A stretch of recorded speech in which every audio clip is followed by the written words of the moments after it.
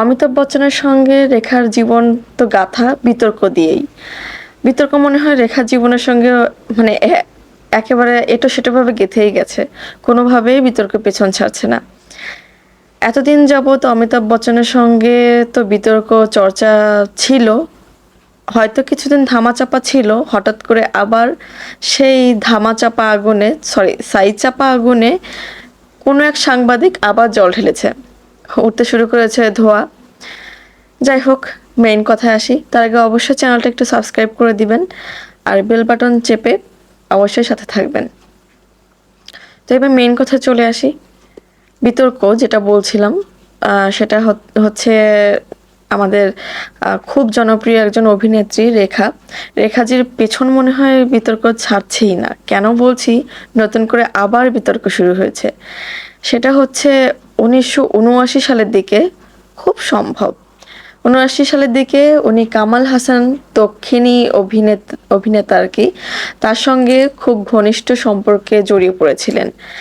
সেটা হচ্ছে সেই তখন সময়ের এক সাংবাদিক সেই স্মৃতিচারণ করছিলেন। স্মৃতিচারণেরও এক বলিহারি বাবা। তো সেই স্মৃতিচারণ করতে গিয়ে তিনি বলছিলেন যে রেখার সঙ্গে তখন কামাল হাসানের খুব ঘনিষ্ঠ সম্পর্ক শুরু হয়। তিনি ছিলেন কামাল হাসানের সঙ্গে কোনো এক আভিজাত হোটেলে। তখন রুমের মধ্যে ছিলেন রেখা, আর তখনই কোনো একজনের কাছে সংবাদ পেয়ে সেখানে হাজির হয়ে গেলেন কামাল হাসানের স্ত্রী বাণী। তো সেইখানে হাতে নাতে ধরা পড়ে গেলেন রেখাজি। তো হই হট্টগোল শুনে সেখানে লোকজন একাকার হয়ে গিয়েছিল সেই সময়ে সেই হোটেলে। কোনো এক মেয়ের মুখে তখন কি হয়েছে ভেতরে জানতে চেয়ে সাংবাদিক তখন জানতে পারলেন যে ভেতরে রেখাজি আছেন হোটেল রুমের মধ্যে এবং বাইরে দাঁড়িয়ে আছেন কামাল হাসানের স্ত্রী বাণী।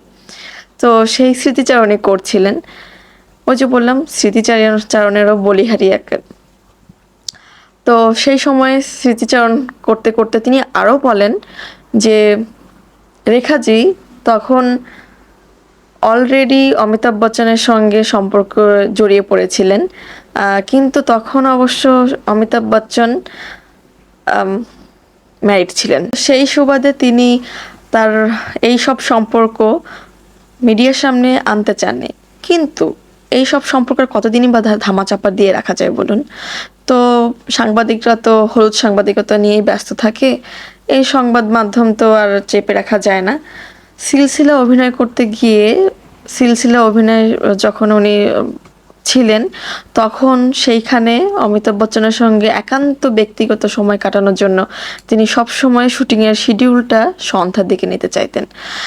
অভিনেতাকে রিকোয়েস্ট করে, ইভেন পরিচালককে রিকোয়েস্ট করে হাতে পায়ে ধরে কিভাবে সন্ধ্যার দিকে শিডিউলটা করা যায় সেই চেষ্টাই সবসময় করতেন এবং সেই কথাই বলেছেন সাংবাদিক, এবং সেটা পরিচালক সাংবাদিককেই বলেছিলেন, যার দরুন সাংবাদিক জানতে পেরেছেন। আর এইসব বিষয় নতুন করে আবার জলঘোলা হচ্ছে নতুনভাবে। তো তখন জয়া বচ্চন সম্পূর্ণভাবে কঠোর হস্তে সেটা দমন করেন বলে সেদিকটা রেখাজি আগাতে পারেননি। কিন্তু সম্পর্ক অনেক দূর গড়িয়েছিল বলে সবাই ধারণা করছে। এমনকি এখন যে রেখাজি সিঁদুরটা পরছেন সেটা কেন পরছেন সেটাও অনেকের প্রশ্ন।